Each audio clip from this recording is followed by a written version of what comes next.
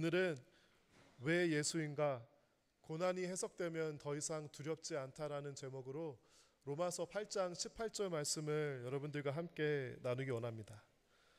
이 세상에는 고통이 없는 인생은 없습니다. 살다가 보면 반드시 고난을 겪게 되는데요.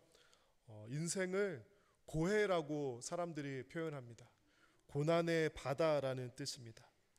우리 기독교 신앙과 전통 안에서도 고난과 고통을 어떻게 해석해야 되고 어떤 의미가 있는지 찾아내려는 그런 시도와 노력이 끊이지 않았습니다. 사람들이 이런 질문들을 던지는 겁니다. 하나님은 사랑이신데 왜 이렇게 인생에는, 이 세상에는 고난이 많을까? 왜 착하고 의로운 사람도 사고를 당하고 병에 걸리는 이런 큰 아픔들을 겪게 되는 것일까?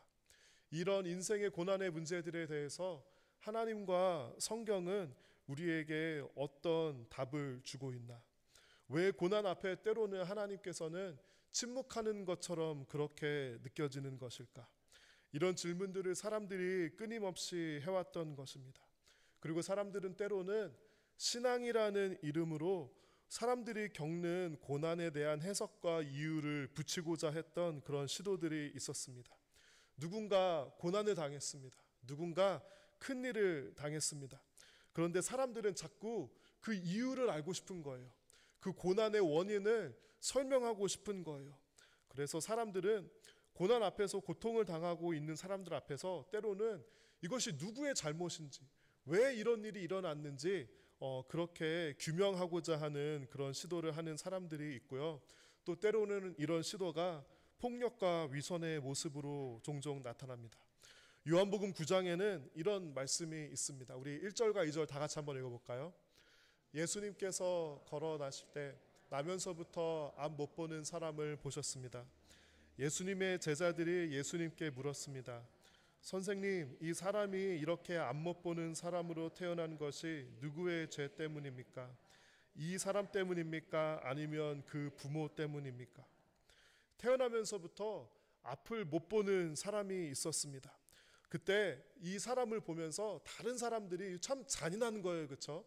앞을 보지는 못하지만 귀는 잘 들리지 않겠습니까? 그런데 사람들이 이 사람을 example 삼아서 예수님에게 선생님, 이 사람이 앞을 못 보는 이유가 누구의 죄 때문입니까? 하고 이미 결론을 내린 거예요. 이 사람이 앞을 못 보는 게 왜 그렇습니까가 아니라 누구의 죄 때문입니까? 라고 묻습니다.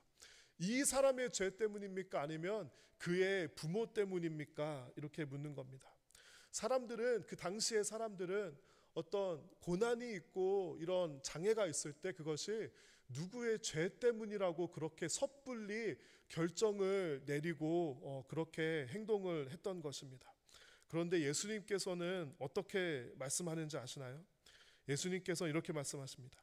이 사람이나 그의 부모가 죄를 지어 이렇게 된 것이 아니다. 이 사람이 나면서부터 앞을 보지 못한 것은 하나님의 일을 그 사람의 생애를 통해 나타내기 위해서이다. 일단 예수님께서는요, 그 당시 사람들이 가지고 있었던 생각을 잘못되었다고 그렇게 말씀해 주십니다. 죄 때문에 이런 고통과 장애가 있는 것이 아니다. 예수님은 사람들이 가지고 있던 그 관점에 동의하지 않으셨습니다. 성경을 보면은요, 사람들은 끊임없이 어떤 unfortunate한 일이 있고 고난이 있고 재해가 있을 때 이것을 자꾸 설명하려는 그런 욕구를 가지는데요. 예수님은 어떻게 말씀하시는지 아세요? 설명하려고 하기 전에, 이유를 알려고 하기 전에 묻고 따지지 말고 먼저 배고픈 사람들한테 가서 빵을 주고 그들을 위로하고 그들을 안아주라는 것이 예수님께서 반복적으로 하신 말씀이었습니다. 사람들은 고난 안에서 어떤 저주를 보았고 죄의 가능성을 보았지만 예수님께서는 고난을 보셨던 그 관점이 완전히 틀렸던 겁니다. 예수님께서는 이 사람이 나면서부터 앞을 보지 못한 것은 하나님의 일을 그 사람의 생애를 통해 나타내기 위함이다라고 완전히 다른 관점으로 예수님께서 말씀해 주고 있는 것입니다. 사람들은 고난이 우리의 삶에 찾아옵니다. 몸이 아프고요. 어떤 내가 감당할 수 없는 일을 당합니다. 그러면 사람들은 무언가 잘못되었거나 내가 잘못했다고 생각을 합니다. 그래서 자꾸 이유를 알고 싶은 거예요. 이유를 알면은 내가 그 이유를 고치면은 이 고난이 없어지고 피해갈 것이라고 생각하기 때문입니다. 하지만 예수님께서는 고난에 대해서 완전히 다른 관점을 가지고 있었던 것입니다. 예수님께서는 고난이 하나님께서 그분의 일을 나타내시는 통로와 재료라고 그렇게 보셨던 겁니다. 고난 안에 신비가 있고 하나님의 어떤 숨겨진 섭리가 있음을 예수님께서는 사람들에게 말씀해 주시는 것입니다. 하나님의 뜻은 언제 이루어지고 하나님의 영광은 언제 나타나는 것입니까? 우리는 하나님의 영광이 어떤 크고 놀랍고 대단한 일을 통해서 나타난다고 생각하는데요, 가만히 성경을 잘 찾아보면은요, 하나님의 일은 지극히 작은 한 사람의 삶에 그 사람의 고난과 고통을 통해 찾아오는 경우가 많이 있는 것을 우리는 볼 수 있습니다. 사람들은 고난이 오면 이것을 없애달라고 기도합니다. 빨리 벗어날 수 있게 되기를 기도합니다. 큰 고난이 찾아왔을 때 우리는, 믿음이 있는 우리 성도들은 어떤 행동을 하죠? 많은 사람들이요, 기도원을 찾아가고 금식 기도를 할 겁니다. 그 이유와 목적은 하나님이 고난이 빨리 지나가게 해주세요. 이 고난을 좀 없애주세요. 거두어 가주세요. 이런 기도를 하러 우리가 금식 기도도 하고 기도원에도 올라가는 것입니다. 하지만 하나님께서는 우리가 기도를 열심히 하면, 오래 하면, 금식 기도를 하면은 우리의 정성을 보시고 고난을 없애주실 것이라고 약속을 해주신 적은 없습니다. 다만 고난 가운데, 폭풍 가운데 너의 손을 붙잡고 I am with you. I will be your God and you will be my people. 내가 너와 함께 하여 줄게. 내가 너의 하나님이 되고 너는 나의 백성이 될 거야. 이렇게 약속해 주시고요, 폭풍 가운데서도 잠잠할 수 있는 믿음과 은혜를 줄 것입니다. 여러분, 축구 선수 이영표 씨를 아시나요? 이 이영표 씨가 굉장히 믿음이 좋은 크리스찬입니다. 이영표 씨가 한 그 강연들이, 간증 강연들이 유튜브에 찾아보면은 쉽게 찾아볼 수 있는데요, 제가 이영표 선수의 간증과 강연을 거의 다 들어본 것 같습니다. 그리고 참 큰 감동과 충격을 받았습니다. 아니, 일평생을 그라운드에서 축구만 한 사람이 어쩜 이렇게 때로는 한 나이 60, 70 된 목사님 같기도 하고, 때로는 신학자 같기도 하고, 때로는 철학자 같은 그런 언어로, 그런 믿음으로 그가 간증을 합니다. 그런 사람들의 간증을 들으면 참 주눅이 듭니다. 아니, 축구 선수도 이렇게 간증을 잘하고 강연을 잘하는데 그러면 나 같은 목회자들은 뭘 하고 먹고 살아야 하지, 이런 생각을 하고는 합니다. 그가 축구 경기에 대해서 이런 비유를 했습니다. 축구를 하다가 보면은 심판의 판정이 항상 공정하고 공평한 것이 아니라는 것이에요. 때로는 어떤 나라에 가면은 심판이 편파 판정을 하는 경우도 있습니다. 그런데 그런 것에 마음을 빼앗기기 시작하고 이 게임이 불공정하다, 이 게임이 억울하다라고 생각하기 시작하면은 게임의 흐름을 빼앗기고 절대로 경기를 이길 수가 없다는 것입니다. 그렇기 때문에 이영표 씨가 이런 것들을 경험하면서, 축구 그라운드 안에서는 불공정한 판정도 이 게임의 한 일부분이구나. 때로는 편파 판정을 하는 심판도 이 축구라는 게임의 한 일부분이구나 하고 받아들이기 시작했다고 합니다. 우리의 인생도 이런 것과 같습니다. 우리의 인생에 고난이 찾아오고 고통이 찾아옵니다. 때로는 이것이 불공정할 때가 있어요. 때로는 이것이 unfair 할 때가 있고요, 내가 잘못하지 않았는데도 불구하고 우리의 인생 가운데 고난이 찾아올 때가 있습니다. 이때 우리가 그 고난에만 집중하고 묵상해서 왜 이 고난이 나에게 일어났는지, 하나님 왜 이런 고난을 나에게 허락하셨습니까? 나에게는 왜 이런 일이 일어나는 겁니까? 이것에 집중을 하기 시작하면은 마치 축구 그라운드에서 심판의 판정에 집중해서 경기에 집중하지 못하는 그런 선수가 되어버린다는 그런 비유였습니다. 살다가 보면 고난과 고통은 반드시 찾아오기 마련입니다. 겉으로는 아무리 잘 사는 것 같이, 아무 문제 없이 사는 것 같이 살아 보이는 사람도 그 인생을 잘 들여다보면 한두 가지의 비극이 꼭 있기 마련입니다. 단 종류가 좀 다를 뿐이고요. 눈에 잘 띄는지 눈에 잘 띄지 않는지가 조금 다를 뿐이지만 우리 모두의 삶에는 최소한 한두 가지의 비극이 있습니다. 하지만 우리의 인생을 바라볼 때 하나님 고난과 아픔 또한 이 인생의 한 부분으로 내가 받아들이고자 했을 때 새로운 시각이 열리는 것을 우리는 경험할 수 있습니다.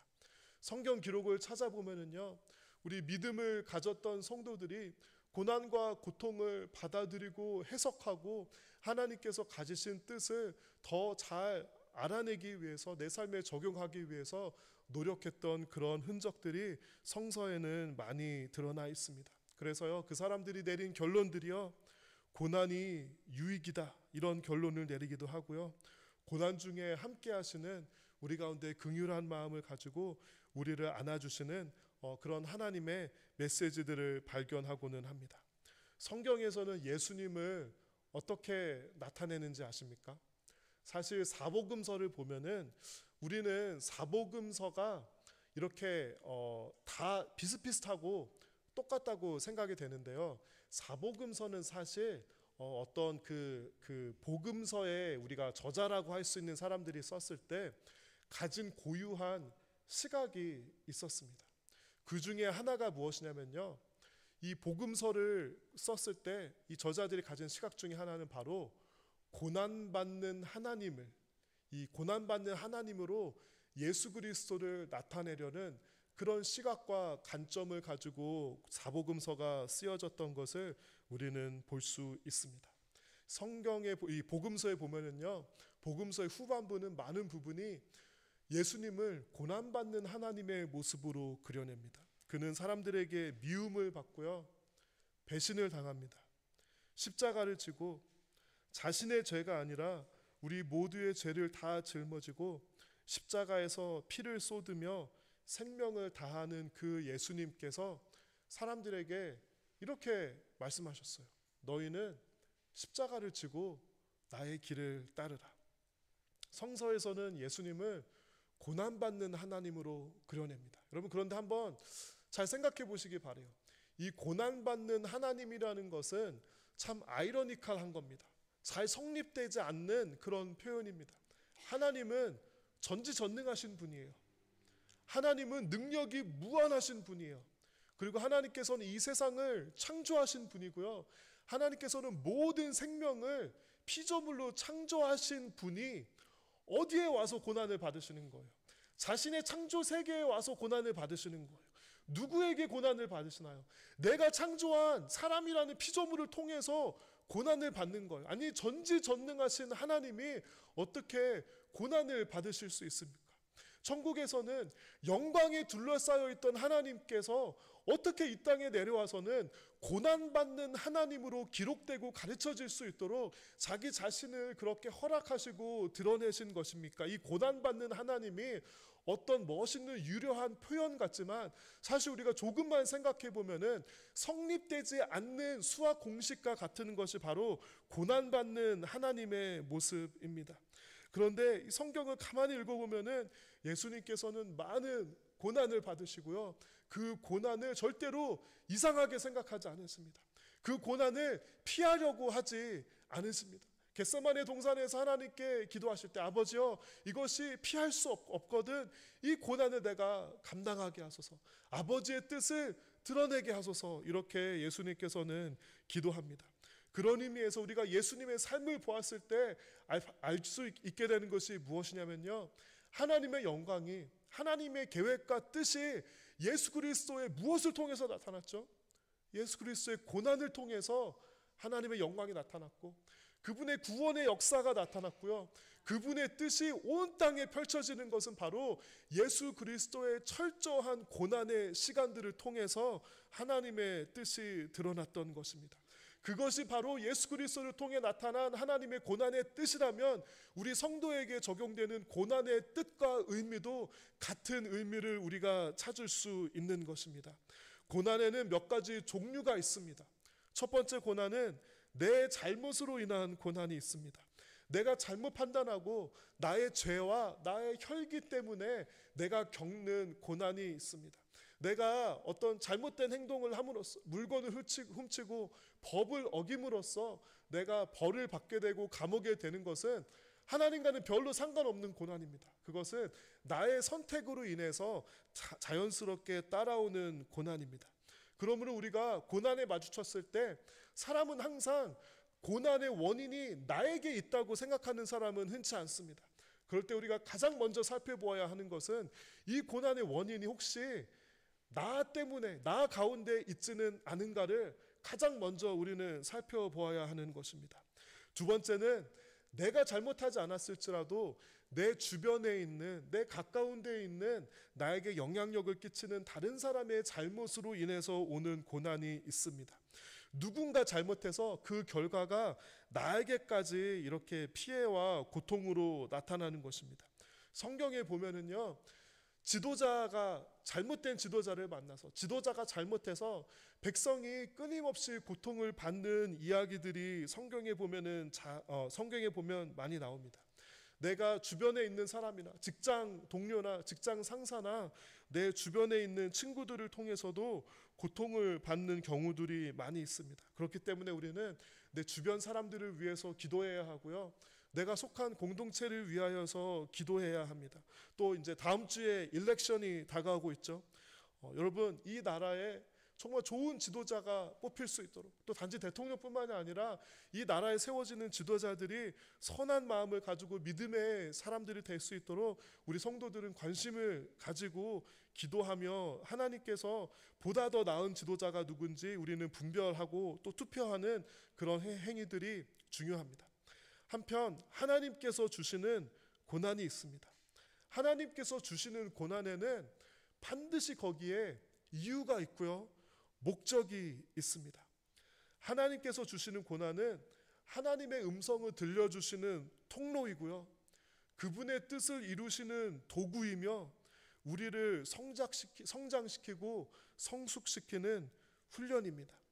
운동선수들이 열심히 훈련을 합니다. 훈련을 할 때는 그 과정이 참으로 힘들고 고통스럽습니다.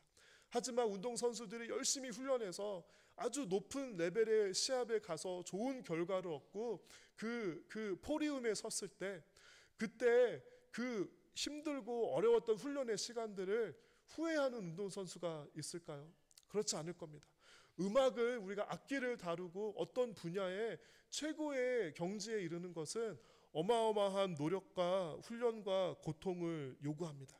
하지만 그것을 통해서 고통의 끝이 아니라 훨씬 더 다가오는 큰 영광이 있음을 알고 있기 때문에, 그것을 믿기 때문에 사람들은 고통에도 불구하고 더 높은 수준으로 나아가기 위해서 그렇게 노력을 하는 것입니다. 그런 의미에서 우리의 신앙도 똑같습니다. 우리의 신앙도 정말 높은 수준의 경지에 이르기까지, 하나님께서는요, 성경의 표현으로는 믿음의 장성한 분량에 이르기까지 우리는 우리의 신앙을 갈고 닦아야 하는 것입니다. 세상에서는 그 무엇도 쉬운 것이 없어요. 그 무엇도 공짜로 되는 것이 없습니다. 악기를 잘하기 위해, 돈을 잘 벌기 위해, 비즈니스를 하기 위해, 음식을 잘 만들기 위해 사람들은 어마어마한 노력과 투자와 관심을 보입니다. 똑같은 원리를 우리 믿음에 적용해야 합니다. 우리가요, 성경 공부를 해야 됩니다. 성경을 읽어야 되고 기도를 해야 하며 우리의 은사와 달란트를 발견하고 개발해서 하나님을 섬기는 일에 보다 더 내가 어떻게 하면 하나님을 잘 섬길 수 있을까, 어떻게 하면 내가 신앙생활에서 그냥 머무르는 것이 아니라 여러분의 5년 전, 10년 전을 되돌아봤을 때 그때와 지금의 신앙생활이 비슷하다면 여러분은 그만큼 대가를 치르지 않고 노력하지 않은 것입니다. 나의 믿음이 어떻게 하면 장성한 분량에 도달할 수 있을까? 우리는 그것을 가지고 나의 신앙생활을 진심으로 해야 되는 것입니다. 성경에 보면은 우리가 잘 릴레이트 할 수 없는 이런 신앙에 대한 비유들이 있는데요, 성경에 보면 그 비유 중에 하나가 바로 군인에 대한 비유입니다. 그 당시에는, 예전에는 전쟁이 많았기 때문에 사람들이 이런 비유를 들면은 아주 잘 이해를 했을 거예요. 우리는 뭐 지금도 전쟁이 있긴 하지만 여기에 계신 많은 분들은 전쟁을 직접적으로 경험해 보지는 못한 세대입니다. 하지만 하나님께서는요, 우리의 인생을, 우리의 신앙을 적당히 신앙생활하고 적당히 우리가 교회를 다니고 그렇게 살아가는 것이 아니라 믿음을 갈고 닦고 훈련해야 한다고 그렇게 말씀해 주십니다. 그러기 위해 하나님께서 사용하시는 한 가지가 있다면 그것은 바로 고난인 것입니다. 로마서 8장 18절을 이렇게 고백합니다. 우리 다 같이 읽어볼까요? 생각하건대 현재의 고난은 우리에게 나타날 영광과 비교할 수 없도다. 성경에서는 고난을 나쁘다고 하지 않습니다. 고난을 부인하거나 부정하지 않습니다. 고난을 인정합니다.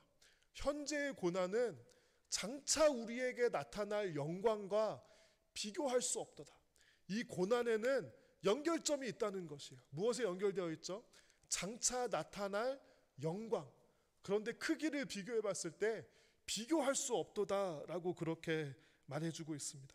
우리가 고난이 다가옵니다. 그러면은 사람들은 힘들다. 왜 고난이 나에게 찾아왔지? 라고 이런 생각을 하는데요. 그때 이 말씀에 의하면 우리가 이미디어리 떠올려야 하는 것이 바로 무엇이죠? 우리에게 나타날 영광이에요. 어떤 영광이 나타나기 위해서 지금 나에게 이 고난이 주어진 것일까? 이 고난을 통해서 하나님께서는 어떤 영광의 재료로 나의 고난을 사용하실까? 이것이 우리가 바라보아야 하는 믿음의 시각인 것입니다. 믿음의 시각이 없다면 이 고난에 집중해서 불평하기 쉽고요, 불만을 가지기 쉽습니다. 하지만 믿음의 눈으로 바라볼 수 있다면 하나님의 영광을 우리가 바라볼 수 있는 것입니다.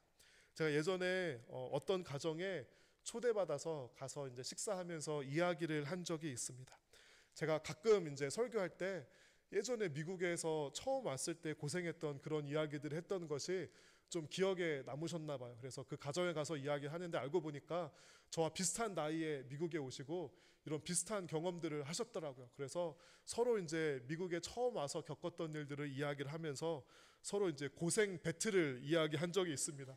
내가 더 고생을 많이 했네, 누가 더 고생을 많이 했네 이러면서 고생 배틀을 마치 무용담 얘기하듯이 이야기를 한 것입니다. 저는 참 감사한 것이 무엇이냐면 과거의 고난들을 이렇게 웃으면서 이야기할 수 있다는 것이 너무 참 그날 이제 모임을 떠나면서 감사했어요. 왜 어떤 사람들은 고난이 상처로 남고 원망으로 남고 왜 어떤 사람들은 이것을 웃으면서 이야기할 수 있는 것일까? 여러 가지 이유가 있겠지만 우리 하나님 믿는 사람들은 왜 웃으면서 과거의 고난을 이야기할 수 있냐면요, 믿음 안에서 그 고난이 해석되었기 때문이에요. 오늘 이 제목이 고난이 해석되면 두렵지가 않다라는 거예요. 고난이 의미가 해석되면은 고난은 두려운 게 아니라는 거예요. 그런데 의미를 해석할 수 없다면, 그런 믿음의 눈이 없다면 고난은 두려운 것입니다. 왜 예수입니까? 그분은 고난당하신 하나님이시기 때문입니다. 우리의 고난을 예수님께서 이해하시고 예수님을 통해서 하나님의 뜻이 나타난 것을 성경의 기록을 통해서 보았고 우리는 믿었기 때문에 그 고난이 해석되는 사람들이 하나님을 믿는 성도인 것입니다. 왜 예수밖에 없습니까? 왜냐하면 그분은 고난의 끝까지 가본 분이기 때문이에요. 생명이 다하기까지 십자가 위에서 고난을 경험해 보셨기 때문에 고난의 끝을 예수님께서는 우리에게 고난의 해석으로 말씀해 주실 수 있는 분입니다. 사람들은요, 고난을 겪으면은 눈물을 흘리고 다른 사람들에게 이야기를 하기 원하고 하소연하기 원합니다. 하지만 우리 성도가 가진 특권 중에 하나가 무엇인지 아십니까? 우리는 고난을 겪을 때 사람들한테 이야기할 수도 있어요. 가까운 사람에게 털어놓고 위로할 수 있지만 우리 성도가 가진 특권은 하나님 앞에서 그 고난을 털어놓고 쏟아놓을 수 있는 그 특권을 가졌습니다. 왜냐하면 하나님은 그것을 이해하시며 해석할 수 있는 그 메시지를 우리에게 주시는 분이기 때문입니다. 고난을 겪을 때, 마음이 아프고 눈물이 나올 때 혼자 조용히 앉아 부르는 찬양이 있습니다. 우리 다 같이 이 찬송가 한번 불러볼까요? 너 예수께 조용히 나가 내 모든 짐 내려놓고 주 십자가 사랑을 믿어 죄 사함을 너 받으라. 주 예수께 조용히 나가 내 마음을 쏟아놓으라.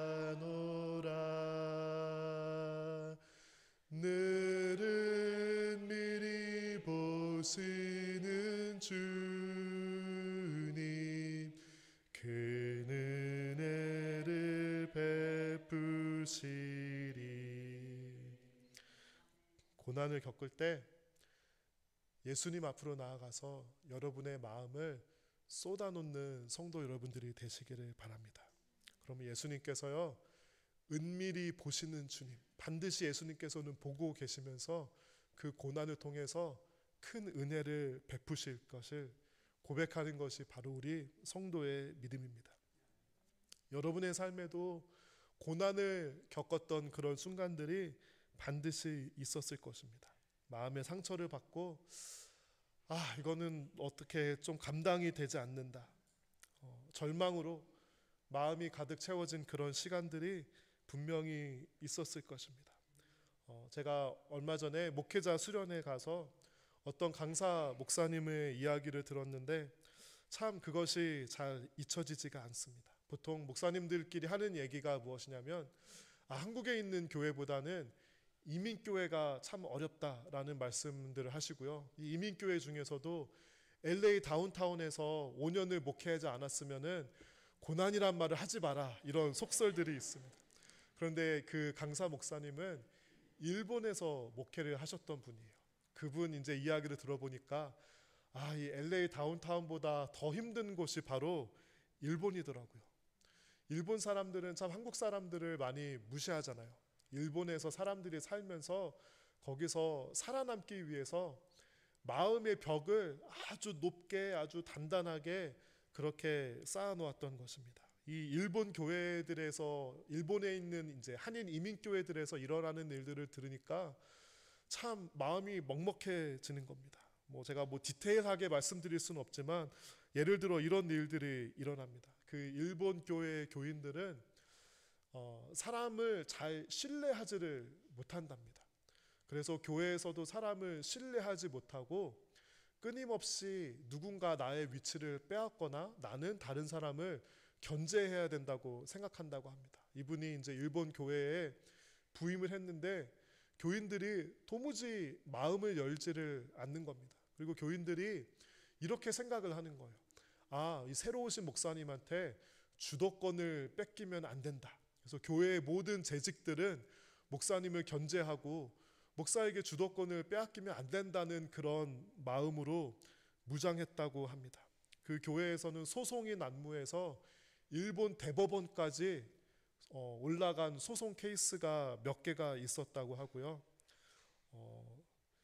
사모님을 미워하고 또 목회자를 무너뜨리려고 하는 사람들이 있었고요. 교회의 주인 노릇하려는 사람이 있었고, 이제 일본에는 마쿠 정치라는 것이 있다고 해요. 이렇게 앞으로 드러나지 않고 이 베일에 가려서 그 뒤에서 모든 것을 이제 컨트롤하고 조종하는 마쿠 정치가 있다고 하는데 교회 정치가 다 그렇다고 합니다. 겉으로는 드러나지 않지만 뒤에서 누군가를 조종하고 줄 세우고 그런 일들이 있고요. 공동의회를 하면 거짓말이 난무하고 교회에서 이 일꾼들을 세우기 위해서 집사 장로 투표를 하는데 교인들보다 더 많은 숫자의 선거 용지가 나오는 그런 일들이 비일비재했다고 합니다. 그 목사님이 그 일본 교회에서 겪었던 이야기들을 해주시는데 제가 이제 평소에는 굉장히 그 MBTI를 보면은 그 T랑 F가 있잖아요. T는 thinking이고 F는 feeling인데 저는 완전한 T예요. 저는 feeling이 별로 없는 사람이거든요. 그래서 가끔 제가 이렇게 말할 때 굉장히 이게 감정적인데 감정을 싹 빼고 이야기하는 경우가 있는데, 근데 이런 저도 가끔 이제 마음이 감동이 되면은 눈물이 한번 나오면은 멈춰지지 않는 때가 있어요. 제가 그 일본 교회에서 10년을 상처받으면서 고난 가운데 사역하신 목사님의 이야기를 듣는데 눈물이 막 멈추지 않는 거예요. 계속 1시간 내내 눈물을 흘리고 있으니까 사람들이 옆에서 수근수근 되기 시작했습니다. 아, 저 젊은 목사가 뭔가 사연이 있는 사람인가 보다, 뭔가 아주 깊은 상처가 있거나 사연이 있는 사람인가 보다 하고 사람들이요, 그때부터 그 목회자 수련회 있던 사람들이 막 잘해주기 시작하는 거예요. 다음날 아침에 이제 나갔는데 아침에 국밥을 사주겠다고 호텔 밖으로 데려가서요, 국밥도 사주시고요, 막 안아주시고 어깨도 이렇게 주물러 주시고 카톡방에 막 제 이름을 이렇게 해가면서 막 누구누구 목사님 뭐 힘내시고 막 계속 막 이렇게 쓰는 거예요. 그런데 저는 참 그런 어떤 사연 때문에 눈물을 흘린 게 아니라 그 목사님의 담담한 이야기를 듣는데, 그것이 그분에게 그 당시에는 상처와 아픔과 고난이었겠지만 치유받은 목회자가 되어서 그 경험을 후배 목회자들에게 이야기해 주면서, 여러분, 고난이 오고 힘들어도 나중에 반드시 웃게 하시는 하나님을 바라보십시오. 그 하나님을 경험한 증인이 바로 저입니다 하고 목사님께서 아무 과장 없이, 아무 이렇게 무리하거나 오버함 없이 아주 담백하게 담담한 목소리로 말씀을 해주시는데 그게 너무너무 감동이 되었습니다. 바울은 골로새서 1장 24절에서 고난에 대해 이렇게 고백합니다. 나는 이제 너희를 위하여 받는 괴로움을 기뻐하고 그리스도의 남은 고난을 그의 몸된 교회를 위하여 내 육체에 채우노라.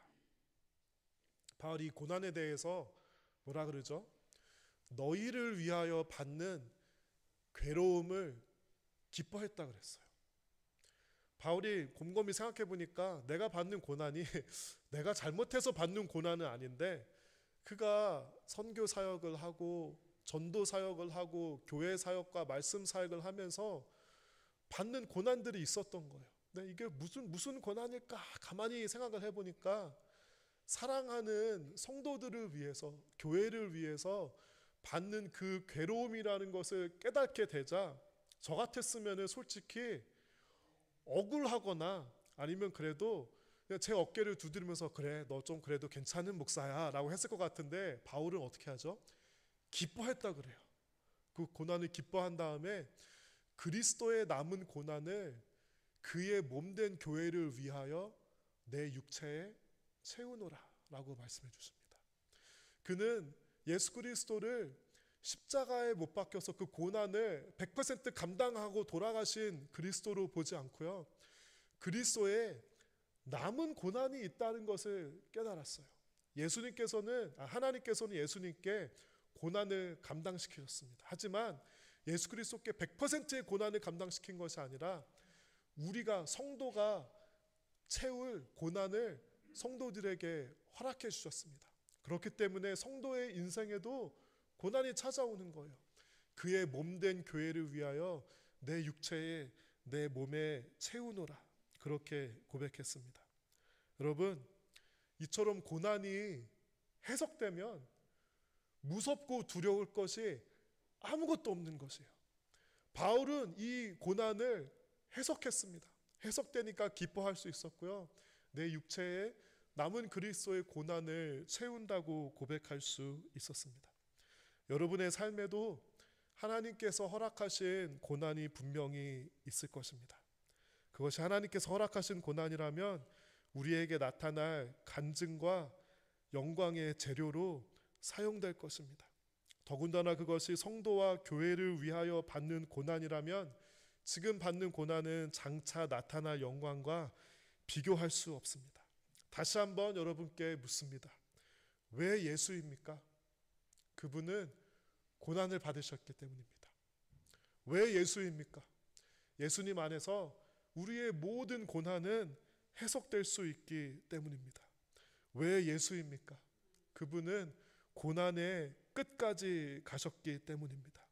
여러분, 여러분들도 그리스도를 본받아 그리스도가 걸어가신 그 길을 따라가면서 고난이 찾아올 때면 하나님의 영광을 묵상하며, 고난이 찾아오면 이것을 믿음 안에서 해석하며, 고난이 찾아오면 기뻐하고, 하지만 여러분의 믿음에 조금의 공간이 남았을 때 여러분 이렇게 기도하십시오.